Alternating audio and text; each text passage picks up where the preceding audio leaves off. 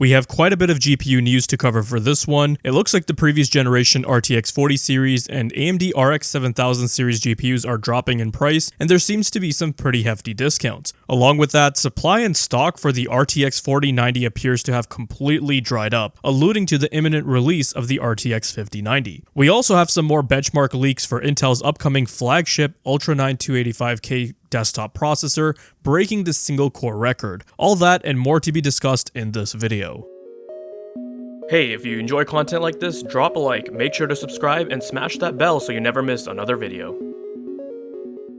Hey, what is going on, guys? Danny here. Welcome back to the channel, and I hope you've all been doing well. The GPU market is going to have to endure several changes over these next few months. This is mainly because we have new GPUs on the horizon, and whenever that happens, we start to see current gen cards drop in prices, as well as see supply for some models start to run out. Speaking about the former, when it comes to the RTX 4090, which is currently the fastest GPU in the market and obviously commands a hefty price tag, this card appears to be the first amongst Nvidia's current gen family of GPUs to see stock dwindle. Last month, 3D Center, who are a German-based hardware site, reported stock was drying up for various RTX 4090 models. But not only that, the prices on the remaining stock was increasing considerably, and you can see how in their chart during April of this year, prices were lower on average, and now they seem to be creeping upwards. This is probably because, according to Harukaze, who has sourced a user from the board channel forums in China, they've reported that Nvidia has discontinued the RTX 4090 and 4090D, and retailers will be basically on their last batch of supply for October. Then come November, the same thing will happen to the RTX 4080. I was looking at Canada Computers, who are the biggest PC parts retailer up north here, and the situation seems to be the same. Upon a first glance, it will state multiple models are in stock when it comes to 4090s, but if you actually click on the product pages and then check store availability, hardly any stores have anything left in stock, but maybe some stragglers here and there, or it could be some open box stock. In the US, when looking at retail partners like Newegg or Amazon, it doesn't appear as if their situation on the 4090 stock levels is as dire, but you can see there just aren't nearly as many diverse models available to buy as there were a year ago. I mean,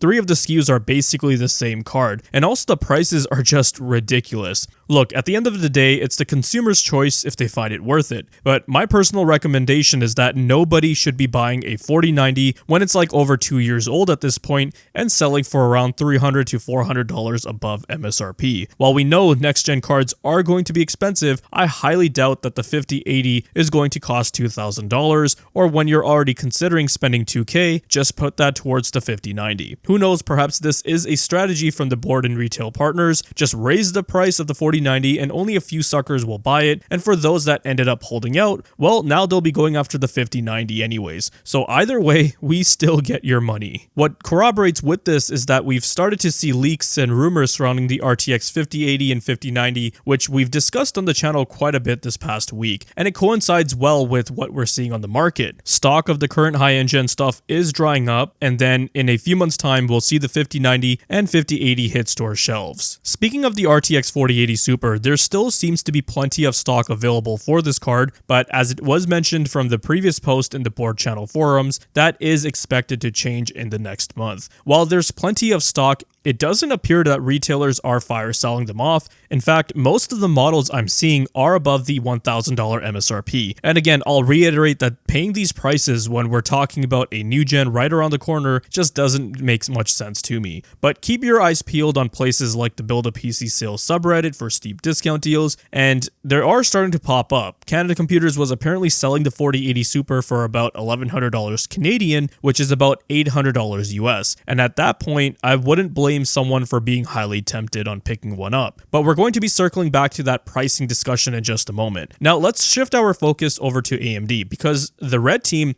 is also starting to make some noise in the GPU market. While Nvidia seems to be focused on clearing out their current high-end stock, AMD has been slashing prices on their Radeon RX 7000 series cards. Specifically, the Radeon RX 7900 XTX and RX 7900 XT have seen some pretty significant price cuts. Along with that, we also have the mid-range 7800 XT getting a further price cut. For example, the 7900 XTX, which is AMD's flagship RDNA 3 GPU, has dropped to an all-time low of $820. That's the lowest price we've seen for this card yet. Then there's the 7900 XT, which is now down to $630, another record low price. The RX 7800 XT has also seen a steep drop to $450. Now, while these prices definitely make these cards more compelling compared to where they were just a few months ago, does anyone else still feel underwhelmed? Like, to me, these are the prices we probably should have gotten at launch to begin with. Like, the RX 7800 XT, even at $400, is just okay at best, because I remember prior to the 7800 XT being released or announced, the RX 6800 XTs, which basically offered the same level of performance, were selling for around this price anyways. Especially on the used market, you could have had them for about $400 or in the high 300s. Furthermore, we also had discussed AMD's new strategy with RDNA 4 to target the mid-range and mainstream market. With that said, there were rumors going around that Navi 48, which is the top tier RDNA 4 card, would be offering 7900 XTX or 4080 levels of performance at less than $500. In my opinion, that would be the bare minimum they'd need to achieve to start retaking some market share like they said they planned on doing.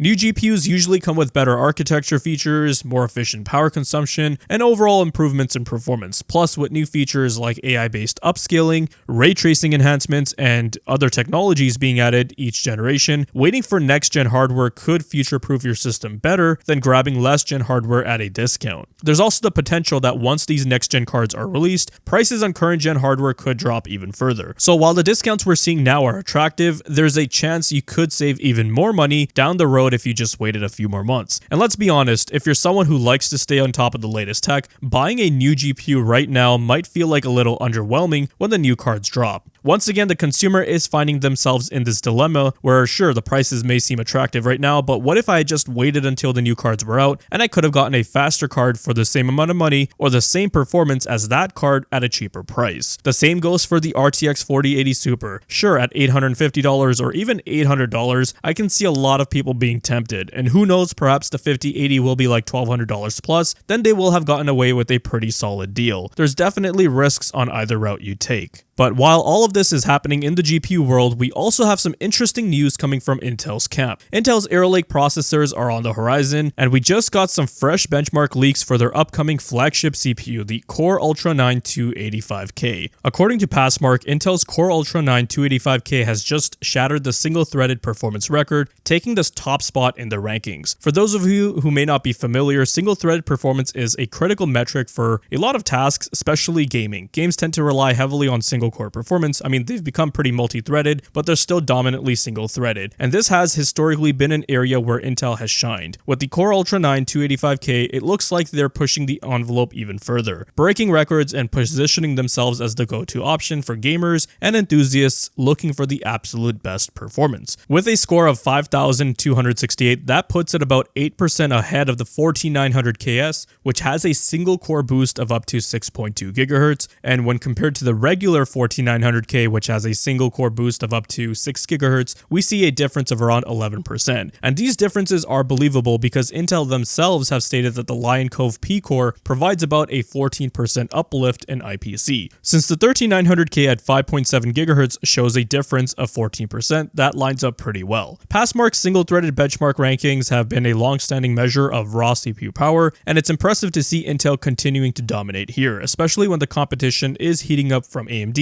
and Apple in recent years. The Ultra 9 285K's performance in this test shows that Intel is not holding back with Arrow Lake, and if these numbers hold up in real-world testing, we could see a decent jump gen on gen. Intel's Arrow Lake, from what I've heard, is going to be launching later this month, as we've seen several leaks already from motherboard manufacturers, so this month is going to get pretty exciting as we start to see announcements and benchmarks come up. I'll be looking to update the test bench, probably with a 285K or maybe a 265K, and I'll probably see if I can get my hands on one of those new QDIMM memory kits whenever they arrive here. As for now, that's going to wrap it up for this one. We'll touch base in the next video. If you guys found this video to be informative and entertaining, then leave a like.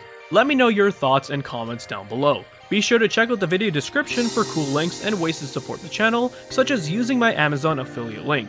And if you're interested in seeing more content like this, then consider subscribing. I'd greatly appreciate it. Thank you guys so much for watching, take care, and I'll see you in the next one.